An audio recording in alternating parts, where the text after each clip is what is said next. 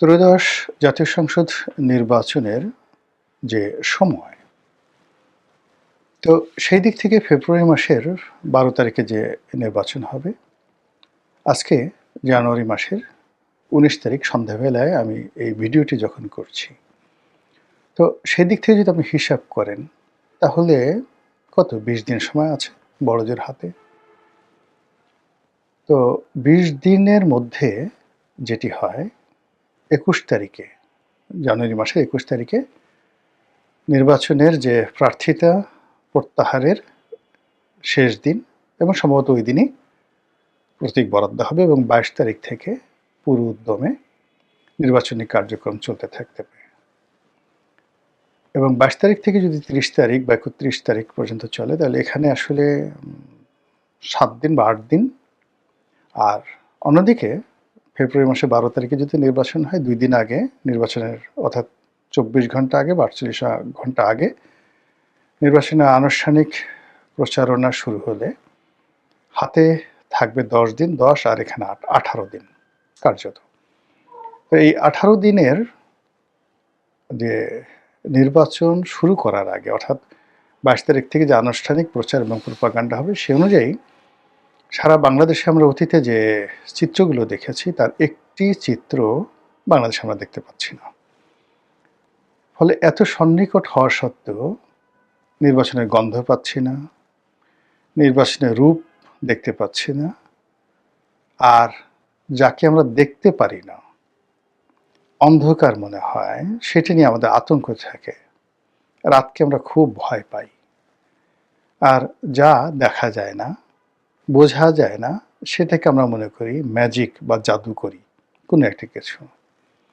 আর জাদুর দুটো বিষয় থাকে, একটা ইতিবাচক বিষয় আর একটা হলো নেতিবাচক। নেতিবাচক বিষয়গুলোকে আমরা ভূত, প্রেত, শয়তানের সাথে তুলনা করি, অশরীরী আত্মা, যেগুলো অন্ধকারের মধ্যে ফেলে আপনাকে একদম খেয়ে ফেলবে।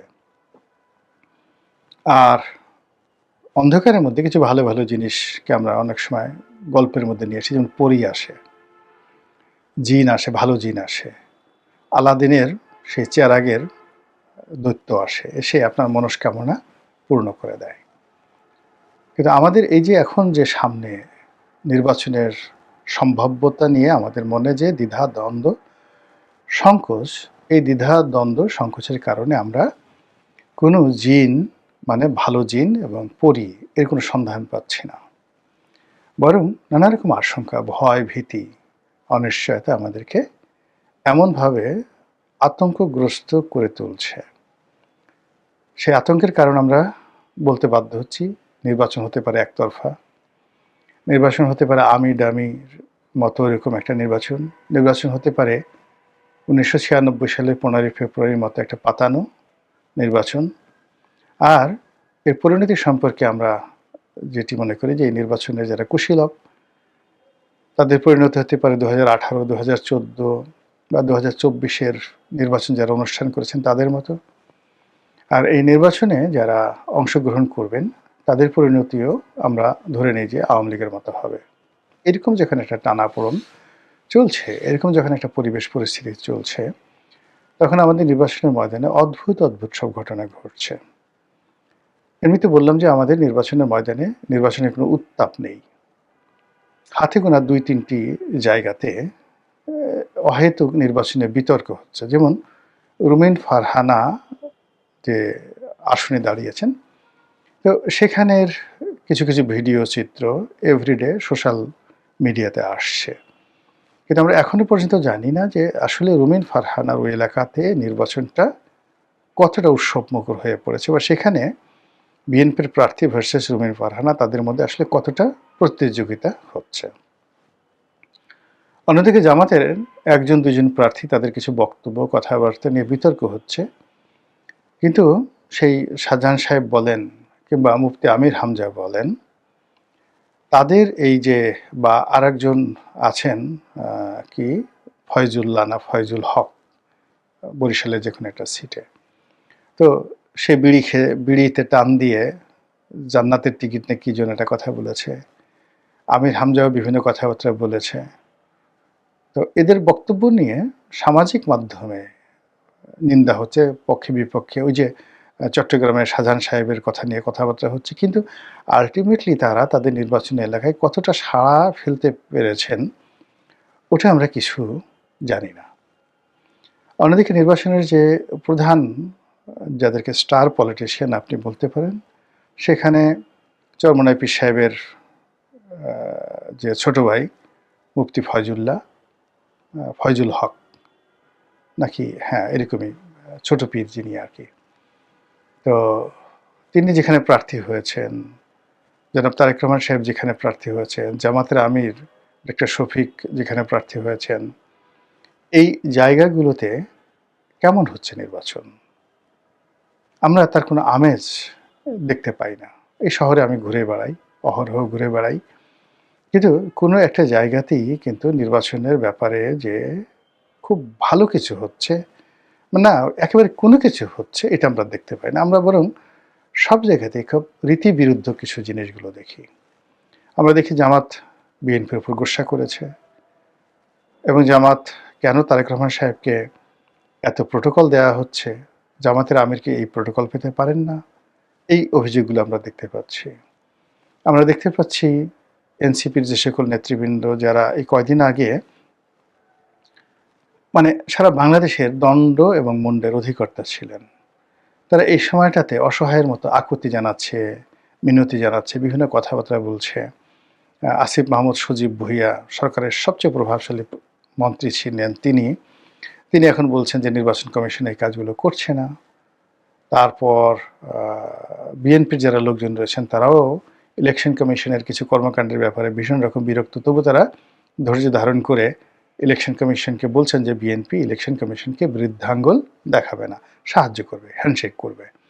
তো এরকম যে একটা পরিস্থিতি, সেই পরিস্থিতিতে তারেক রহমান সাহেবকে নিয়ে নতুন যে ভাইব, সেই ভাইবে মনে হচ্ছে যে তিনিই বাংলাদেশের প্রধানমন্ত্রী। এর আগে অবশ্য জামাতের যে আমির ডক্টর শফিক, তাকে নিয়েও মানে একটা ভাইব তৈরি হয়েছিল যে তিনি হয়তো জামাতের আমির, বাংলাদেশের আমিরে জামাত হয়ে যাচ্ছেন।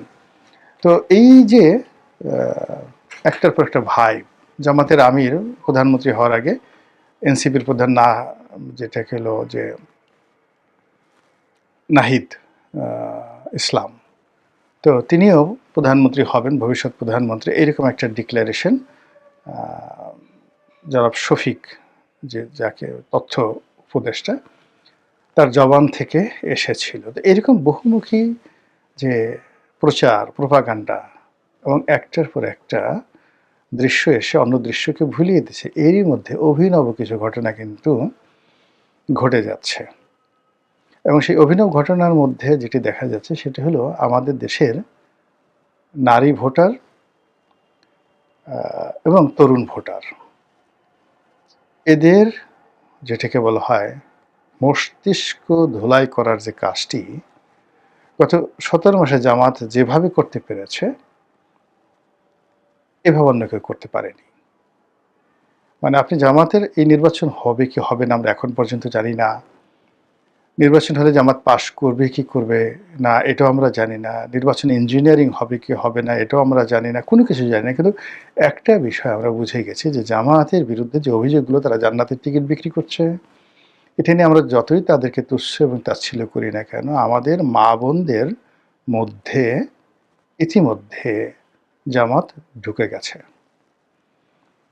সিনেমার নায়িকা, গায়িকা, হিজড়া, তারপরে শেষে আপনার এমনকি অন্য যে সকল শ্রেণী পেশার নারীরা রয়েছেন, যাদের কিনা আপনারা নেতিবাচক চিন্তা চেতনা করেন, গার্মেন্টস শ্রমিক, মেহনতি যে সকল নারী রয়েছেন তারা, মানে যারা প্রচুর পরিশ্রম করেন, কোনো মানে যাকে বলা হয়, যেমন গার্মেন্টসের যদি 30 লাখ মহিলা থাকেন, তো তারা সকাল থেকে রাত্রি 10টা পর্যন্ত পরিশ্রম করেন, কিন্তু কোনো অবস্থাতেই 2 বেলা অন্ন তারা পান না। এর মধ্যে অসুখ আছে, বিসুখ আছে, কত কিছু আছে। তো এই ধরনের মানুষগুলোর ধর্ম বিশ্বাস খুব স্ট্রং থাকে। এরপর তারা গরুর মাংস খেতে চান, খাসির মাংস খেতে চান, পোলাও কোরমা খেতে চান, পারেন না। তখন তারা জান্নাতের স্বপ্ন দেখেন যে ঠিক আছে দুনিয়ার এইভাবে গেল, জান্নাতে গিয়ে আমরা এগুলো খাবো। এরপরে তারা চিন্তা করেন যে দুনিয়াতে গার্মেন্টসের যে লোকটি চাকরি করে তার বউ হয়তো অত সুন্দর না, কিন্তু তার খুব পছন্দ সেই আমির হামজার যে পছন্দের তামিল নায়িকা রশ্মিকা মান্দানা, ওইরকম একজন সুন্দরী নারী। বা ধরুন পুরুষদের মধ্যে কারো পছন্দ উত্তম কুমার, কারো পছন্দ শাহরুখ খান, কারো পছন্দ শাকিব খান, কিন্তু তারা হয়তো তাদের স্বামী সারাদিন পরিশ্রম করে, গায়ে গন্ধ, দাঁত মাজে না, মুখ ভর্তি সেই যে করে হাড় গোড় করা, মানে খেটে খাওয়া মানুষের যে একটা অবস্থা। তো ওই নারী চিন্তা করে যে বেহেশতে গিয়ে সে একটা গেলমান পেয়ে যাবেন বা সুন্দর একটা পুরুষ পেয়ে যাবেন। তো এই যে একটা অবস্থা, সেই অবস্থার কারণের সাথে সাথে আবার আর একটা বিষয় আছে, তাদের মধ্যে অনুশোচনা বোধে খুব প্রবল। যে আমি যে সারাদিন পরিশ্রম করে আমি তো আল্লাহর কাজ করতে পারি না, আমি তো নামাজ পড়ি না, কোরআন শরীফ পড়তে পারি না, আমার কী দশা হবে।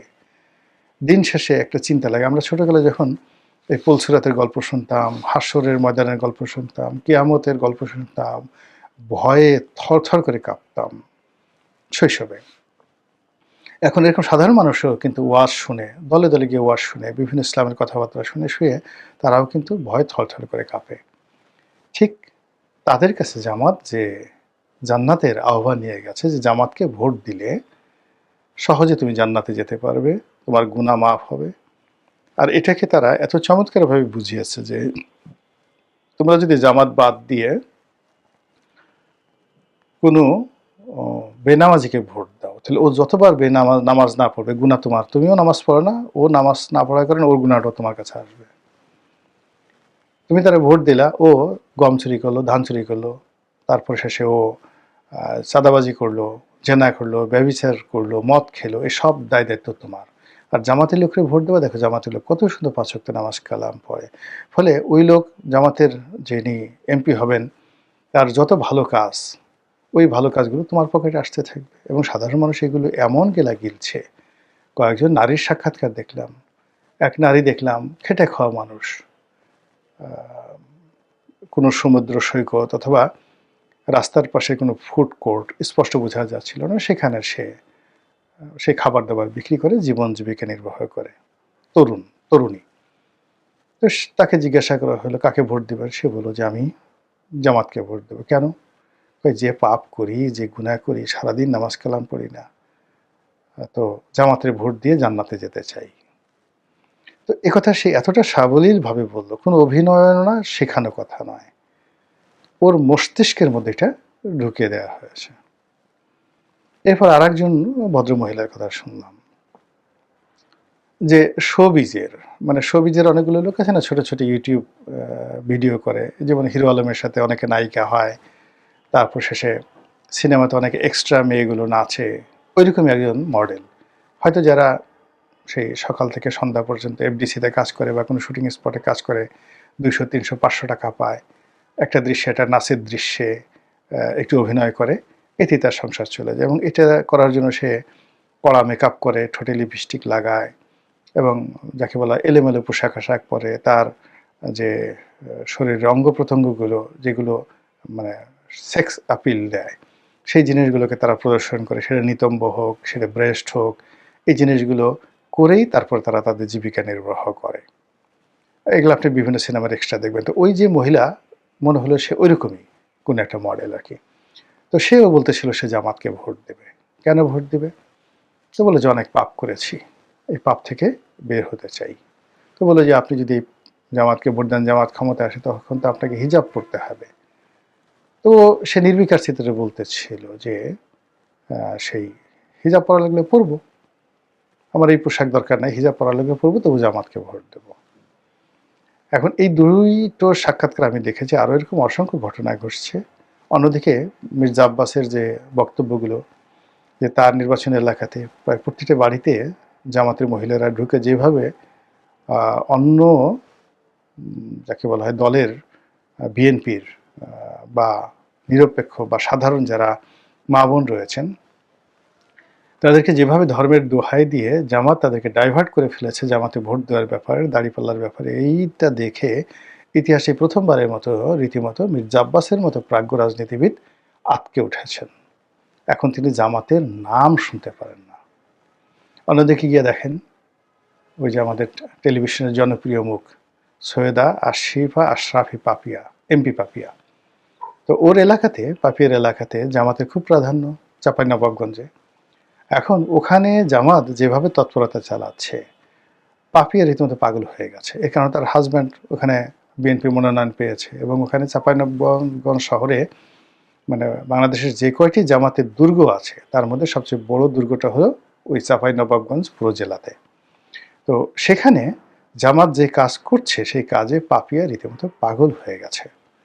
তো এই যে যা কিছু এই যে গত 17 মাসে হচ্ছে কিংবা এই সময়টাতে ভোটের এই অল্প কয়েকদিন আগে নিশ্চয়তা অনিশ্চয়তা যা কিছু হচ্ছে তার সঙ্গে সঙ্গে আমাদের তরুণ ভোটার বিশেষ করে নারী এবং নতুন ভোটার যারা আছেন তাদের মনোজগতে জামাত যে জান্নাতের চাদর বিছিয়ে দিয়েছে, জান্নাতের জায়নামাজ বিছিয়ে দিয়েছে, জান্নাতি আতর যেভাবে বিতরণ করছে এবং জান্নাতের মন্ত্র যেভাবে তাদেরকে শিখিয়েছে, এটা আগামীর রাজনীতির জন্য নিঃসন্দেহে একটা নতুন সংযোজনা জামাতের জন্য, আর যন্ত্রণা হবে জামাত বিরোধী শক্তির জন্য।